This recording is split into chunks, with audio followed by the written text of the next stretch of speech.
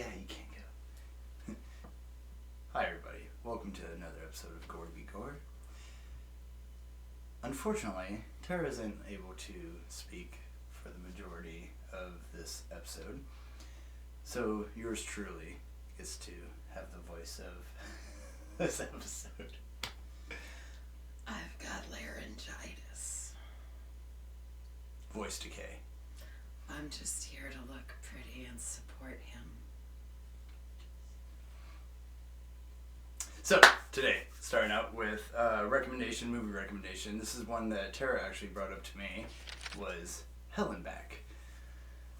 And if any of you know me fairly well, I love my claymation movies. Love them. Stop Go animation, brilliant. In which Hell and Back is just that. It's got Mila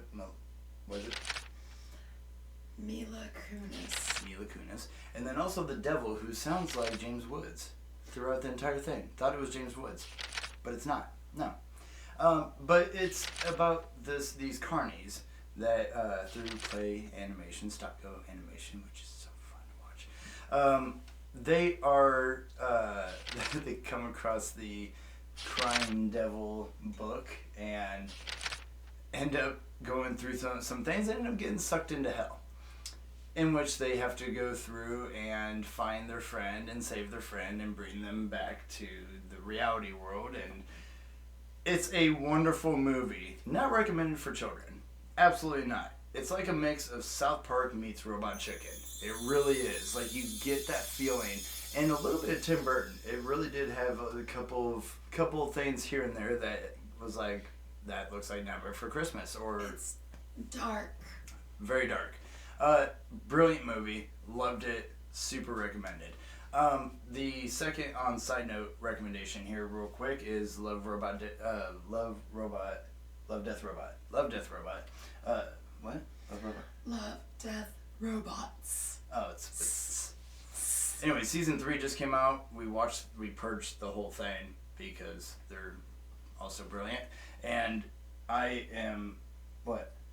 It's on Netflix. You don't purchase it. I said we purged it. We went through the whole thing. Oh, we purged it. We went through the whole thing in one sitting. Hell and Back can be found on Amazon Prime. Yes. $4.99 to rent, $12.99 for purchase. $12.99 is very reasonable for that movie. But yeah, season 3, definitely worth checking. So, moving on to our movie of the day. So, as you all know, for our next couple videos, zombies is our main attraction, in which Tara is a huge fan of zombies, in which we had this discussion whether vampires are kind of like zombies, because we've kind of gotten into that over and over. Which nobody's answered. Nobody. Not a single person. Whatever. Anyways. So, my recommendation for the first zombie one was World War Z, 2013, starring Brad Pitt. Yes, and we are both not fans of that gentleman, which, I mean, everybody's got their fans and not so much fans. He is not one of them. However, in this particular movie, I didn't think it was bad, him as the actor in this movie as being the star. It wasn't his normal role. It really wasn't. In a sort of sense. It really wasn't. He was playing somebody who was smart. Well, and he did in a couple of other ones, but he was like Ocean's 11. He had experience. You never watched it. Anyways, it wasn't really his typical role. I thought he did really good. The budget for World War Z was $190 million, in which box office gross was $540 million. And that's the lowball estimate. And you said that was the highest gross for Brad Pitt's movie selection. Like, that's crazy. The zombie attraction, of course, is, gone on for a very long time. As a matter of fact, Tara and I actually watched Walked with a Zombie from 1954, if I remember correctly. And zombies back then were related to like possession or mental illness, and they've progressed since then to Night of the Living Dead, voodoo was a huge part of it back then. So you move into now where it's commonly with virus some kind of virus that infected the people.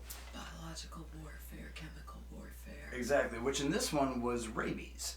Rabies being the 100% kill rate that it has, it was a very easy to use go-to. However, in this movie, they played the zombies of having rabies very well because they were extremely aggressive, they were extremely fast.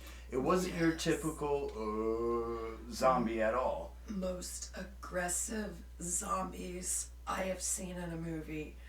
Hands down. Even next to Dawn of the Dead, these were the most aggressive I had seen in a movie, and I was quite impressed by that. And they were entertaining to watch because of how, they did the virus did not care about the host of the body, and it wanted a healthy host. Right, but it didn't care to damage it. It did not matter, and that's what I think was the new fear factor in this particular video was that they just flew off the buildings to try to catch helicopters and use their body, their host shell to slam through fencing and break down, there was metal doors and shit there was no regard for self-preservation. None.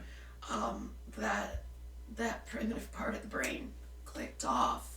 So it definitely made for a much scarier zombie. And you had I'm going to read some of her notes because, again, she can't it kind of hurts. Speak, so I'm going to read off of her notes. So if you see me looking up, that's what I'm doing. Loosely based off of a book by Max Brooks, except for the Hollywood altered zombies, there's a little of the book other than the title. The title's really the only thing that transferred over. Okay. It's very, very Hollywood. Okay. Very Hollywood. In which, yeah, I mean, and again, it's a Brad Pitt movie. They borrowed the concept more than anything, which I really would like to hunt the book down and read the book instead. Fair enough. I do not read, so that'd be something that she's going to tell me about when she ends up reading it. We talked about that. It is a family-friendly movie. It is gory in the sense of course, there's, guns, explosions, and yada yada, but in overall retrospect of the movie, it is very family-friendly. It's pretty clean. Yes. And it's appreciated, actually. There's not, heavy cursing. There's no sexual innuendos. Nope. There's no sexualized scenes. It would make for a fairly decent zombie introduction to teens, preteens, 12, 13 years old, if they're looking to kind of upgrade. This is a good starter. Now, one of the things that we were both impressed with the movie is, so you have Brad Pitt, who has obviously worked for the government before, who is now retired so he can stay at home with his family, yada yada. The apocalypse starts happening. He gets called back. His family has a safe space on the ship where he gets sent off to figure out where the originalization of the Host Zero happened. So he's going to, Israel. He's going to, what was the other one? North Korea. He went to North Korea first, then Israel. And all the while, he's trying to figure out again where Zombie Zero came from. And so there's a lot of little setbacks, obviously, that are happening, but throughout the movie, they very much show you, and they even actually say this in the movie, they give you breadcrumbs. They give you breadcrumbs throughout, little 2-second, shots of something, and which Tara was always asking, well, are they going to come back to that? Why did they show this? And they do show these things, and they give you a lot of the answers that you would question throughout a movie. They do answer a lot of them. In which, if throughout the video, I don't know if we want to do very many spoilers. I don't know if anybody, it's an older movie. This shit's 9 years old. So anyways, Brad Pitt's watching these zombies run around individuals, certain individuals, and he's noticing these things, and again there are breadcrumbs that the movie is showing you. later on realizes and believes that the virus itself is only looking for healthy hosts. So therefore, he's hunting down, after Israel doesn't work out, the WHO, which ends up being, I can't remember where they end up going on the airplane. Was it in Europe? In which there's always something happening in the movie. Like, there's always a zombie somewhere in the movie, which, again, keeps you kind of interested in going. In which he finally gets to the WHO, and he lays down his idea that these zombies are only looking for a healthy host. Anybody that the zombies have passed, or the virus has passed, and was untouched, which was only, I think, what they said in the movie was 1%. Or 2% or something like that, they had a deadly illness. So he, at the WHO, ends up finding some curable bacteria or viruses, injects himself with a huge syringe, a huge amount of cc of who knows what. Like, I would have, I'm sorry, I would have been a pussy about it. I would have been like, that much. Because who the fuck knows? How much do you need of whatever the fuck to... And he does like that much of this. He doesn't even know what it is. Anyways. That was the thing. He had no idea what he was putting in his body. And like they're like the other doctors are watching him on camera, and like we like came up like, why didn't he do this? Why didn't they, like, hey, when I put this one up, if this is one I should use, call the phone, like that kind of thing. Like, but there is a lot of suspense during the movie. There is a part where he's talking to the Israeli commander, because Israel completed their wall around their country 2 days, or Jerusalem, built their wall 2 days before the zombie apocalypse happened, and they explain all this in the movie. And he's like, this is a dead end here, and Brad Pitt looks at him and goes, well, it's too late for me to build a wall.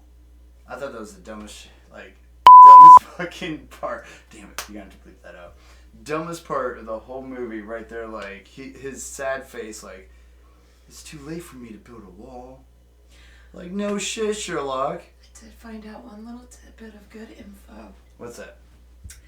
In the movie, when they get to Jerusalem, they discuss that they have a devil's advocate kind of system going.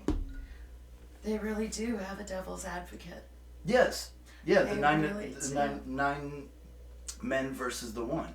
Yes, that is a true thing. If you guys have watched the movie, you know what we're talking about. Somebody who will sit there and say, what if? Yep. And I personally think that is something our country could use. Instead of all lollipop and rainbow bullpucky. In overall general aspect of the movie, I thought it was a good movie. I don't mind watching it here and there. It's not my go-to, but again, I mean, I'm not a huge zombie person, but it's a watch every once in a while for me, because like I said, I've seen it probably 3 or 4 times. Tara just seen it the one time. I'm giving it a 3 out of 5. Excuse me. Just because I found the zombies so attractive to watch. The flood feeling. And when they said horde, it looks like a wave. It's insane, and I felt like that was the great part of the movie. The acting aside, I could give less about all that. Like, the zombies were the focus. They were the fun part to watch. That's why I'm only giving it a 3 out of 5, because everything else was kind of dookie. The zombies are the only reason I'm giving it a 2 out of 5. This is a one-time watch for me. I would never watch this again. I found the movie to be far too predictable. She definitely... I called a lot of it. Over and over and over. I mean, it was rather fun to watch, because I'm seeing it for like the 3rd or 4th time now, and she's like, hey, this is going to happen. Are they going to go do this? And it literally was like that throughout the entire movie. So, I absolutely agree with you about the predictiveness of the movie. But again, my argument is zombies, they brought a new kind of violent rage feeling to them. The rabies thing has been used before. Yes, it has. But the way that they presented their zombies was really quite artistic. I thought it was neat. It was that extra push, that extra step. And prior to having watched this, the most aggressive zombies I had seen were the Day of the Dead remake. And I remember that flooring me, like, oh my god, did that zombie just go full speed? Right. These ones were problem solving. That made them scary. Right. Aside from that... Our favorite zombie, though, laboratory zombie at the end in the WHO, clicker teeth. Dude, I can't admit, it makes my teeth hurt. He's like our favorite zombie, like, because you get to see him for the longest time, and it just like his teeth, like, that's why he got that part. He was able to do that. So 3 out of 5, 2 out of 5. That's what we're giving it. Let us know in the comments what you guys thought of the movie yourselves, and if you have any recommendations for any other upcoming zombie movies or any other movies coming up. So thank you for joining us on another episode of Gore to Be Gore. Boy, you just stumble all over yourself. I'm not used to, like, I'm used to conversation.